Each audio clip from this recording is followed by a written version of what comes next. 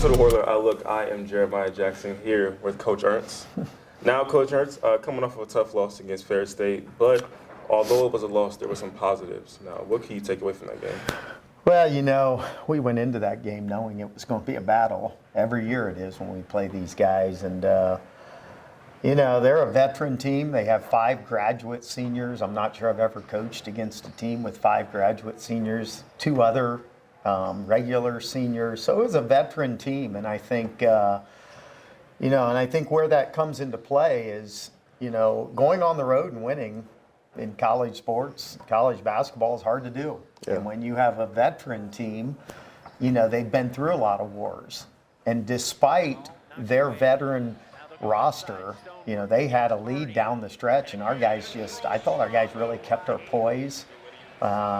We didn't deviate from our game plan. We believed in one another, and sure enough, 12 seconds on the game clock, and we got a chance to win the game. So I think that was really the number one takeaway, is that, we never gave up, and we stuck to the game plan. Yeah, and you guys shot pretty well from the field that game, shooting 54% from the three-point line. Now, what led to that shooting performance, and how can you guys keep that going? Well, we're a good shooting team. We changed our offense a little bit. We had a week to prepare for Ferris. Mm-hmm. So we played our first 2 games against Truman State and Quincy. We saw some things we liked, but we knew we had to build. And so we kind of changed our approach a little bit. We added quite a bit of new to our offense. I think we caught Ferris State off guard a little bit. I think we're doing a better job of utilizing our bigs. You can only shoot so many threes and well enough from the 3 depending on how your inside game is going. And, I tell our guys, I use football analogies all the time with our guys. Mm-hmm. And I say it's kind of like in football, if all you did was pass the ball, eventually teams could stop that, right. Or if all you do is run, teams could stop that. Yeah.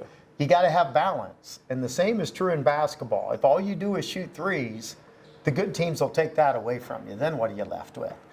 So I think what we did in leading up to the Ferris State game is we did a better job of ball screening with our bigs, rolling them to the basket.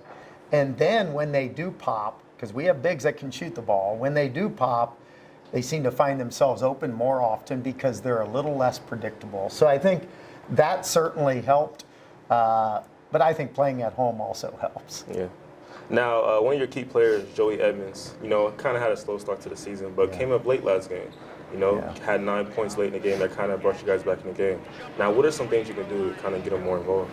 Well, I think that's one of our challenges as a staff, is we've got to find not only more good shots for Joey, but more good shots for Cam Shaw and Mason Brandt, Khalil. I mean, we have some good shooting guards. It's easier to get your bigs threes because they're being guarded by guys that are used to patrolling the paint.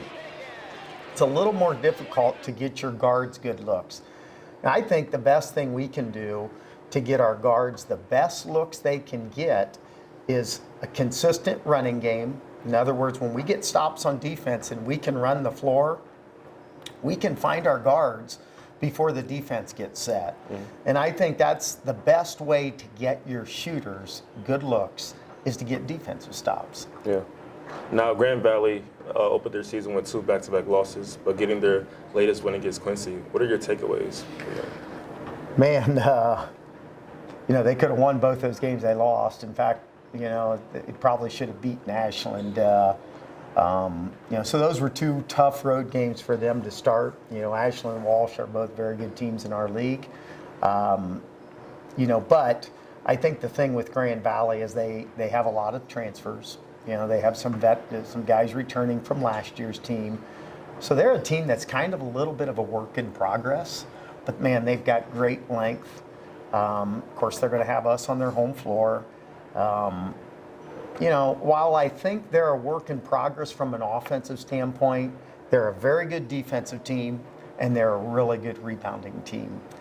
And when your offense is slow to come around, they're averaging 14 offensive rebounds a game. That means they're getting a lot of second shot opportunities where offense really doesn't matter. So a big key in this game is going to be our ability to keep them, A, out of the paint, Because if they get to the paint, they're going to break down our defense. If they're breaking down our defense, they're going to break down our rebounding responsibility. So it kind of goes hand in hand. So we got to keep them out of the paint. We got to rebound the ball. Yeah, you just said, rebounding. So what are the other keys to the game? Yeah, transition defense, and really the game we just played. So two of the keys are the same two we just had against Ferris State. Transition defense, number one. Number two, rebounding. And number three, which is a bit different than our Ferris State game plan, is we have to control the tempo of this game. We do not want to get in a track meet with Grand Valley on their home floor. And I think the best thing we can do to help our defense and our rebounding is to control the tempo of the game. So we've got to be really smart about our shot selection and how quickly we shoot on offense. If we have good shots by the best shooters, guys we named in this interview, those guys have to take those shots because they may not get another good one that possession. But we can't be, a quick trigger team in this game, or it's going to be a tough night unless every shot we take's going in. But we can't expect that. When you go on the road, you expect to shoot average, but be really good in every other part of the game. Right. Now, Coach, thank you for your time. You bet. Thank you. And guys, thank you guys for watching Oiler Outlook on the Great Midwest Network.